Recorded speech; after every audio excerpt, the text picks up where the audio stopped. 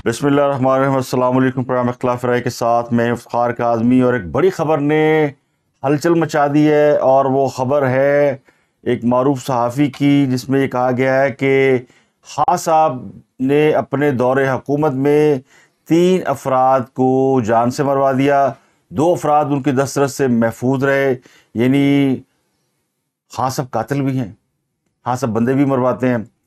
अब ये ख़बर एक मारूफ सहाफ़ी ने दी है, और क्रेडिबल सहाफ़ी है। उनकी इस खबर के बाद खासी सरासीमगी फैली हुई है। वो कहते हैं खौफ व हरास की फ़ज़ा फैली हुई है। हाँ, सबसे आप बहुत सी चीज़ें एक्सपेक्ट कर सकते हैं, लेकिन उनसे ये एक्सपेक्टेशन कि वो किसी को जान से मरवा देंगे, ये शायद बहुत कम लोगों ने सोचा होगा।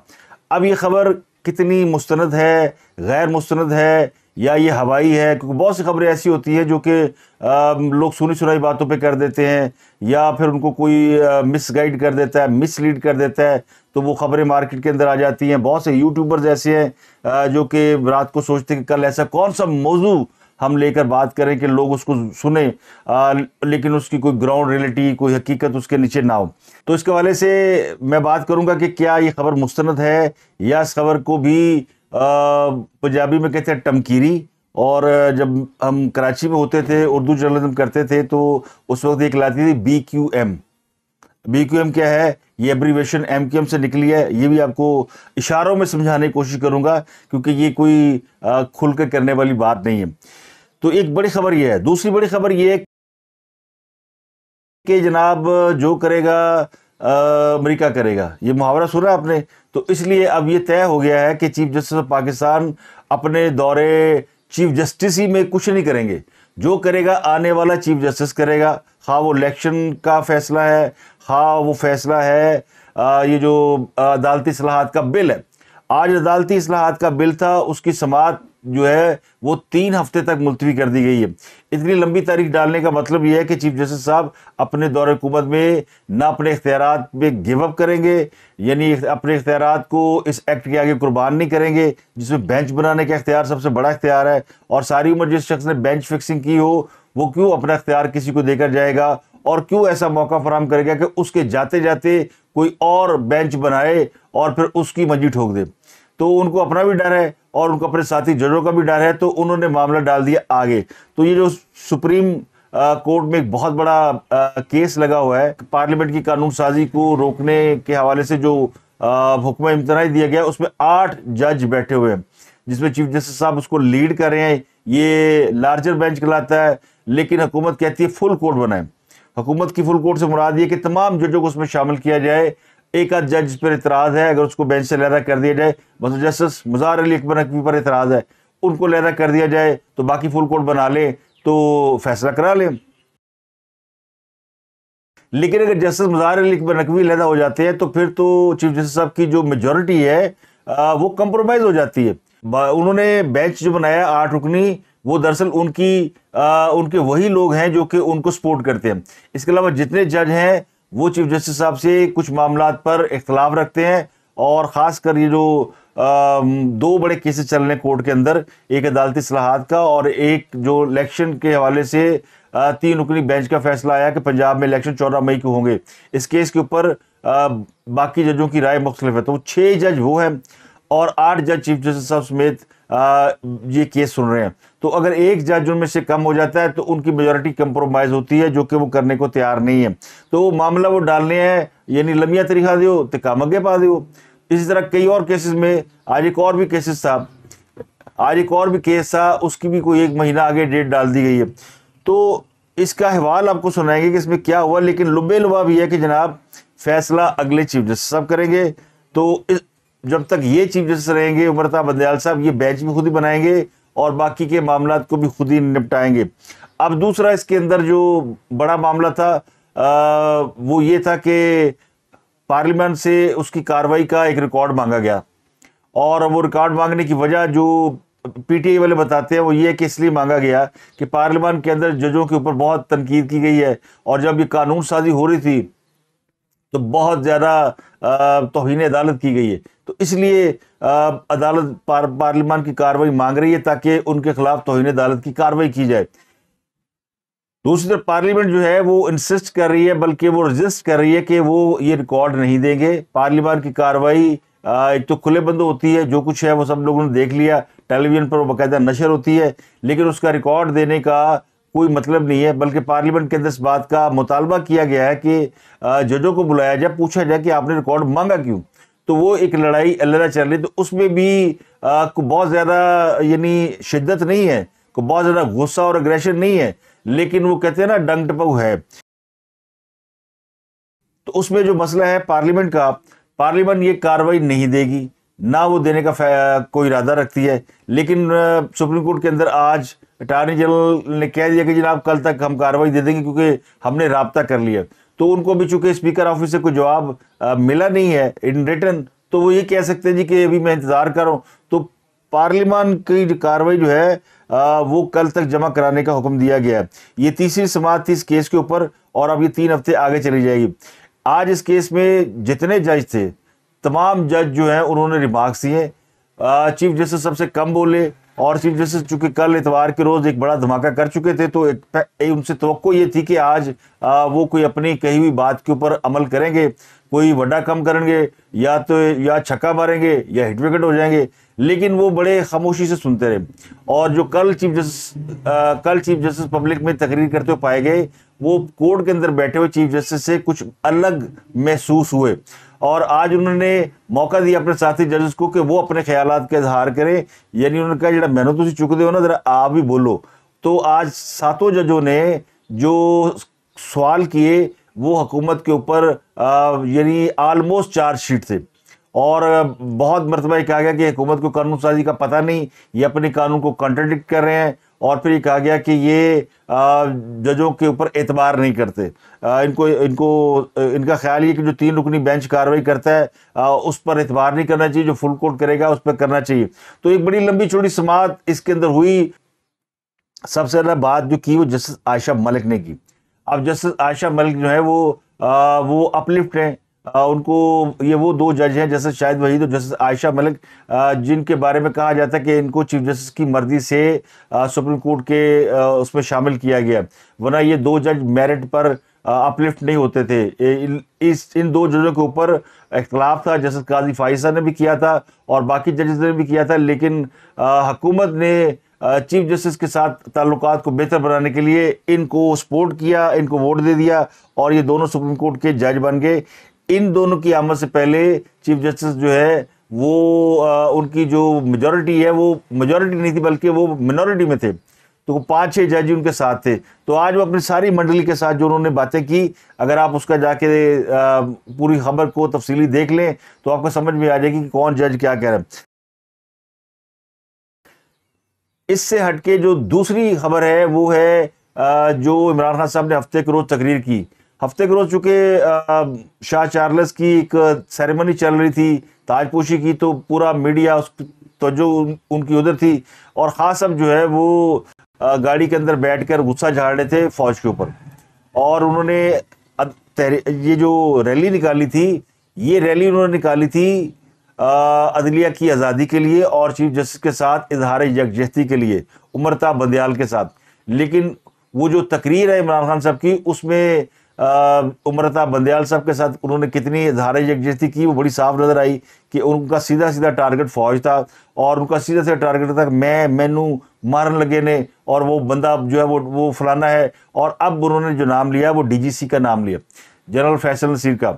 انہوں نے کہا کہ یہ میرے قاتل ہوں گے، اور انہوں نے ویڈیو بھی ان کی موجود ہے جس میں انہوں نے باقاعدہ نام لیا ہے کہ جناب یہ ملک کو نقصان پہنچ رہا ہے، یہ جو حرکتیں کر رہا ہے یہ کوئی آدمی نہیں کر سکتا جو اس ملک سے پیار کرتا ہے. ہمیں ایسے کیا جا رہا ہے جس طرح ہم کوئی دشمن ہے. تو میں آج کہہ رہا ہوں کہ یہ آگے کچھ ہوا میں نکلنے لگا ہوں. میں جلسے کروں گا اگلے ہفتے سے 14 مئی تک میں جلسے کروں گا. کچھ مجھے ہوا ساری قوم کو کہہ رہا ہوں کہ جنرل فیصل نصیر کا نام یاد رکھ لو، یہ ذمہ دار ہوگا. اس کے بعد سے پھر ایک ریئیکشن بھی آنا شروع ہو گیا. اب میجر جنرل فیصل نصیر، جن کو یہ پہلے یعنی مختلف ناموں سے نفرت انگیز ناموں سے پکارتے تھے، انہیں ڈیلٹی ہیری کے نام سے پکارتے تھے.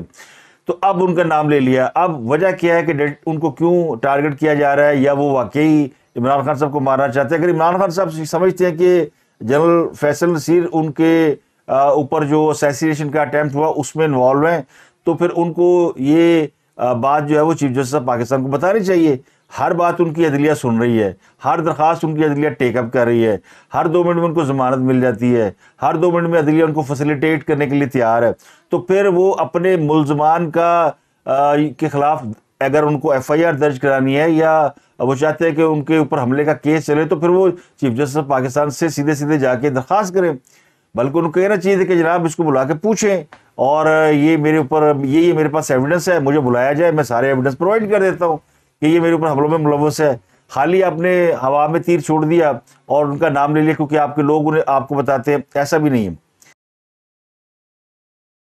وہ بڑا کیلکولیٹو موو کرتے ہیں. خان صاحب ہر اس بندے کو ٹارگٹ کرتے ہیں جس سے ان کو تھوڑا سا بھی خطرہ ہے, جان کا خطرہ نہیں, لیکن وہ یہ سمجھتے ہیں کہ یہ میرے سے تعاون نہیں کرے گا اور یہ میرے لیے کوئی پرابلم کریٹ کر سکتا ہے, چاہے وہ الیکشن کمیشن آف پاکستان کیوں نہ ہو, چاہے وہ کوئی پنجاب کا وزیر اعلیٰ کیوں نہ ہو, تو ان کے لیے ہر شخص اس کا دشمن ہے. تو ایسے ہی وہ ہر وقت جو دشمن ڈھونڈتے ہیں. اب انہوں نے ایک زمانے میں جنرل باجوہ کو انہوں نے دشمن بنا رکھا تھا, بلکہ اب بھی ان کو دشمن نمبر 1 ہے, اور پھر اب ان کو لگتا ہے کہ یہ جو میجر جنرل فیصل نصیر ہیں یہ ہیں ان کے بڑے دشمن, اور یہ انہیں مارنا چاہتے ہیں یا ان کو مارنے کی کوشش کر چکے ہیں اور اب بھی انہیں مار دیں گے. اب یہ میں آپ کو بات بتا رہا ہوں, اس کا تعلق عمران شفقت والی خبر سے بھی جا کے آگے جڑنا ہے, اس لیے میں آپ کو تھوڑی سی ڈیٹیل بتا رہا ہوں کہ کیا ہے. یہ ڈی جی سی ہیں, اور جو آئی ایس آئی میں ڈی جی سی ہوتا ہے وہ نیکسٹ جو ہے وہ آئی ایس آئی چیف ہوتا ہے. جنرل ندیم انجم جو کہ اس وقت آئی ایس آئی کے چیف ہیں, انہیں عمران خان کے دور میں آئی ایس آئی کے چیف بنایا گیا تھا. جنرل باجوہ اس وقت تھے پاکستان کے آرمی چیف, فوج کے آرمی چیف تھے, اور جنرل فیض حمید کو ہٹانے کا معاملہ تھا, اس پہ جھگڑا بھی ہوا, سمری روکی گئی, بڑا عرصہ اس کے اوپر عمران خان صاحب نے کوشش کی کہ جنرل فیض حمید کو نہ ہٹایا جائے, لیکن چونکہ فوج کے اندر کچھ ضابطے کچھ قانون ہوتے ہیں, ان کے تحت ان کو ہٹایا جانا لازمی تھا اور ان کو کور کمانڈر بنا کر بھیج دیا گیا. تو ان کی جگہ پہ ندیم انجم صاحب کا نام سجیسٹ کیا گیا, تو انہوں نے 1-to-1 ملاقات بھی کی. اب ندیم انجم تھوڑے لحاظ مروت والے آدمی ہیں, اتنا کچھ جتنا خان صاحب نے اقتدار سے نکلنے کے بعد فوج کے خلاف کیا, اگر ان کی جگہ پہ فیض حمید ہوتے تو عمران خان صاحب کی خیر نہیں تھی, پھر ان کو آٹے دال کا بھاؤ معلوم ہو جاتا. لیکن جنرل ندیم انجم کافی مختلف ڈی جی ہیں آئی ایس آئی کے, اور انہوں نے وہ کچھ نہیں کیا جو کہ ان کے پیش رو کرتے رہے جنرل فیض حمید. اب وہ کیا کرتے رہے وہ بھی آپ کے سامنے بھی کہانی کھل جاتی ہے ساری کہ وہ کیا کرتے رہے. اب جنرل ندیم انجم کے بعد جنہوں نے ڈی جی بننا آئی ایس آئی کا وہ ہے میجر جنرل فیصل نصیر صاحب, اور یہ اگلے 2-3 مہینوں 4 مہینوں کی بات ہے.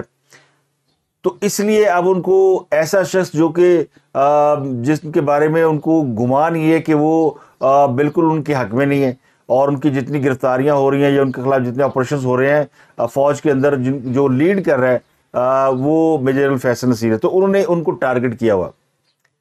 جس طرح انہوں نے آرمی چیف کا راستہ روکنے کی کوشش کی, ان کے اوپر الزام لگائے, اور ان کے لیے بلکہ انہوں نے ایک لانگ مارچ بھی کیا, اسی طرح وہ میجر جنرل فیصل نصیر کو بھی ان کا راستہ روکنے کی ابھی سے پیش بندی کر رہے ہیں. اب ان کا مطالبہ کیا ہے پی ٹی آئی والوں کا؟ پی ٹی آئی والے سارے کیا کہہ رہے ہیں؟ اب وہ کہہ رہے ہیں جناب دیکھیں مریم نواز کو ایک بندے نے دھمکی دی تھی, عرفان ملک نے, فوجی افسر تھے, انہوں نے دھمکی دی تھی کہ میں آپ کو سمیش کر دوں گا. تو انہوں نے یہ شکایت لگائی, تو اس وقت جو آرمی چیف تھے جنرل باجوہ انہوں نے ان کو ہٹا دیا. پھر کراچی میں آپ کو یاد ہوگا کہ ایک اٹیک ہوا تھا, مریم نواز اور کیپٹن صفدر جہاں پہ موجود تھے جس جگہ پر ہوٹل میں, وہاں پر ان کے کمرے توڑے گئے تھے, وہاں پہ سے مریم نواز کے جو شوہر ہے کیپٹن صفدر ان کو گرفتار کیا گیا تھا. تو بلاول بھٹو نے اس کی کمپلین کی تھی اس وقت کے آرمی چیف کو جنرل باجوہ کو. جنرل باجوہ نے اس کا نوٹس لیا اور وہاں کے کور کمانڈر کو یا کسی اعلیٰ افسر کو وہاں سے انہوں نے ہٹا دیا. تو مطالبہ یہ کہ جی اگر مریم نواز کی کمپلین پہ اور بلاول بھٹو کی کمپلین پہ فوجی افسر ہٹائے جا سکتے تو عمران خان کی کمپلین پہ کیوں نہیں ہٹائے جا سکتے؟ یہ اس وقت یعنی یہ مقدمہ لے کر پی ٹی آئی چل رہی ہے. کہ جی عمران خان نے فرمائش تھی بھی ایک بندہ ہٹاؤ. یعنی خان صاحب جو ہے نا وہ ہر وہ کام کر رہے ہیں جس کا وہ دوسروں کے اوپر اعتراض اٹھاتے ہیں. نقل بھی کرنی ہے, کام بھی وہی کرنا ہے. یعنی 2 دفعہ میں نے اسمبلیاں توڑی ہے تو اب آپ بھی قومی اسمبلی توڑ دیں صاحب برابر. اور اگر مریم نواز کے کہنے پہ اور بلاول کے کہنے پہ فوجی افسران کو ہٹایا گیا تو میرے کہنے پہ بھی ہٹا دیں. اس میں جو امپورٹنٹ بات یہ کہ جب ان کے خلاف عمران خان صاحب نے تقریر کی تو کل سے ریئیکشن آ رہا ہے.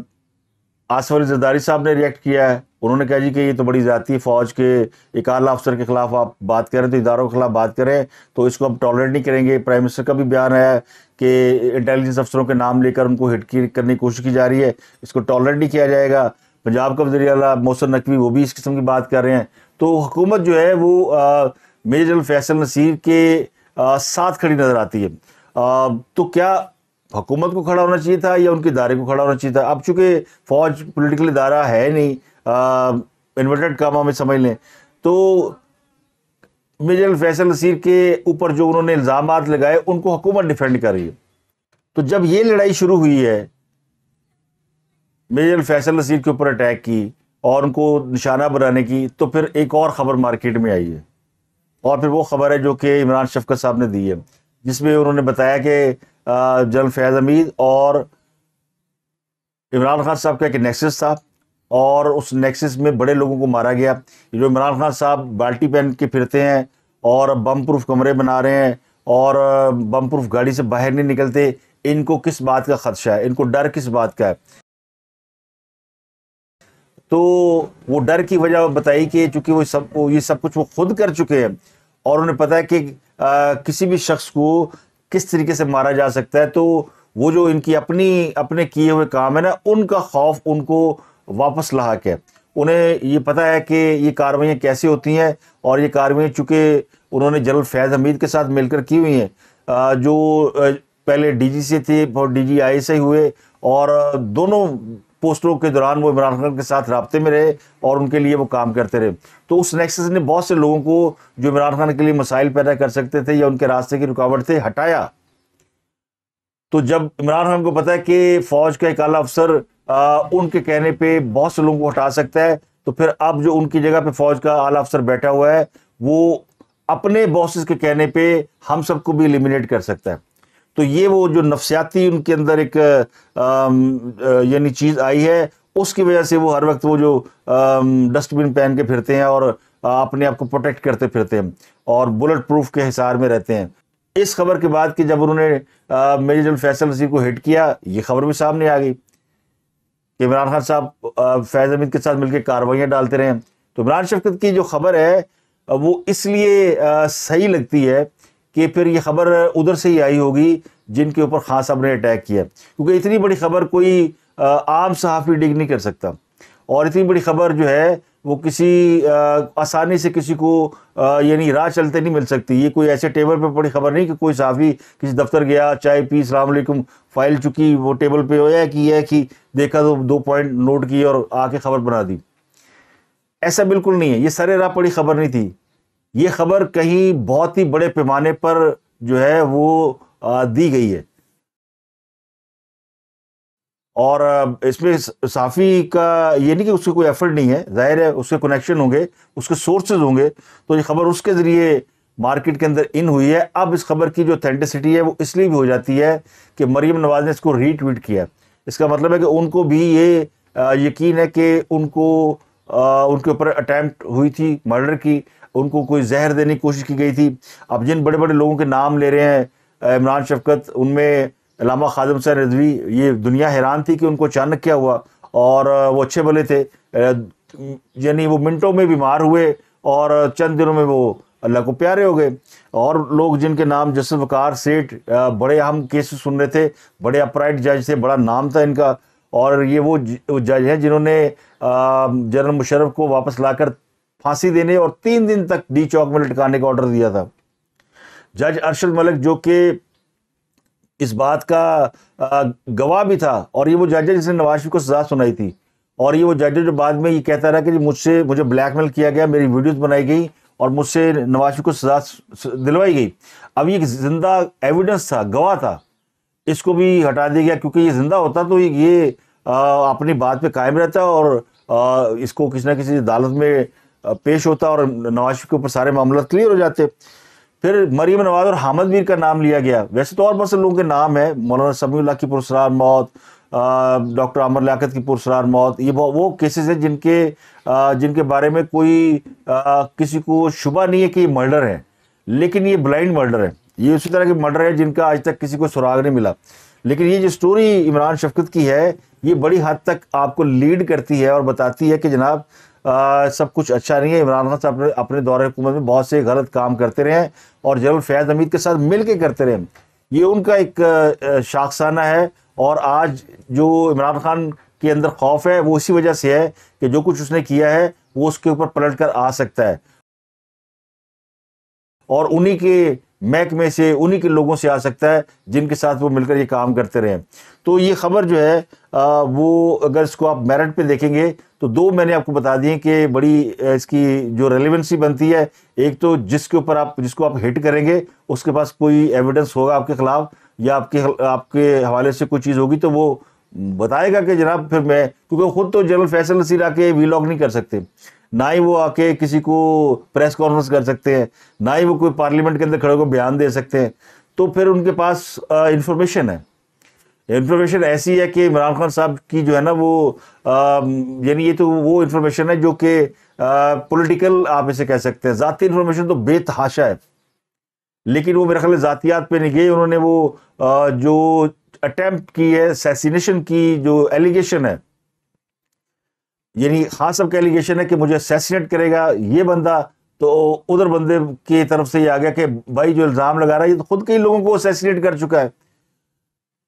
یہ خود یعنی وہ کہتے ہیں نا الٹا چور کوتوال کو ڈانٹے, یہ وہ والا حساب ہے. تو خان صاحب کا حساب یہ کہ الٹا چور کوتوال کو ڈانٹے. یہ چلے تھے ڈی جی سی کا راستہ روکنے کے لیے کہ وہ ڈی جی آئی سی نہ بن جائیں, اور کل کو یہ بن گئے تو میرے تو خلاف اور زیادہ لوگ جو ہیں. اب عمران خان کو نظر کیا آ رہا ہے, آرمی چیف ان کے حق میں نہیں ہے, ان کو ساری چیزیں پتہ ہیں. ڈی جی آئی سی اس وقت ندیم انجم ہے, وہ تھوڑا مروت تھوڑا لحاظ کرتے ہیں کیونکہ عمران خان صاحب ان کے باس رہ چکے ہیں, لیکن وہ اپرائٹ آدمی ہے. ان کے بعد جو آئے گا بندہ وہ پھر بالکل ہی عمران خان کی پھٹیاں اکھیڑ دے گا. پھر الیکشن کمیشن وہ بھی ان کے حق میں نہیں, اور آنے والا چیف جسٹس قاضی فائزی صاحب وہ بھی. تو عمران خان نے اپنی کہتے ہیں نا بیڑیاں وٹے آپ آئے نے, اور اب وہ جو ہے وہ یعنی کل زرداری صاحب نے ایک جملہ کہا کہ وہ اپنے زوال کی طرف گامزن ہے, اور یہ بات کسی حد تک وہ کہتے ہیں نا حقیقت پر مبنی لگتی ہے. خان صاحب جنہوں نے اس ملک میں بڑا عروج دیکھا, اور یہ پاکستان کے واحد حکمران تھے جن کو پاکستان کے تمام اداروں کی بلا شرکت غیر سپورٹ حاصل تھی, اور یہ غیر مشروط محبت تھی جو انہیں ملی, جو انہوں نے جس کو دونوں ہاتھوں سے انہوں نے ضائع کیا, ایک ہاتھ سے نہیں دونوں ہاتھوں سے ضائع کیا. اب اس کے پیچھے ان کے چونکہ عزائم اور تھے, بدنیتی تھی, پیورٹی نہیں تھی, تو اس کی وجہ سے وہ آہستہ آہستہ ساری چیزیں ان کے ہاتھ سے نکل گئی ہیں. کیونکہ عوام کو اب بھی یقین نہیں ہے کہ عمران خان صاحب کوئی رانگ نمبر ہو سکتے ہیں, لیکن جن کو یہ پتہ چل گیا کہ وہ رانگ نمبر ہیں وہ ان سے پیچھے ہٹ چکے ہیں. تو اب وہ کسیانی بلی کی طرح کھمبے نوچ رہے ہیں. تو آخری ان کا جو کارڈ ہے وہ عمرتا بندیال صاحب تھے, لیکن اب انہیں اندازہ ہے کہ عمرتا بندیال صاحب بھی کچھ نہیں کر سکتے. تو انہوں نے اس کے بعد پھر فوج کو دوبارہ ٹارگٹ کیا اور اپنے لوگوں کو بتایا کہ اب میں فوج کو جو ہے نا وہ ٹارگٹ کرنے لگا ہوں. تو پھر جواب آیا ہی سمجھو, وہ کہتے تھے ہاضم حسین رضوی او آیا جو غوری. تو یہ جو عمران خان صاحب نے پرسوں میزائل فائر کیا اس کے جواب میں پھر عمران شفقت کی طرف سے وہ آیا او آیا جو غوری. تو اب تک کے لیے اتنا. یہ تھی آج کی گزارشات. آپ سے ملاقات ہوتی ہے اگلے ولاگ میں. اپنا گرد و نواح کے لوگوں کا بہت خیال رکھیے.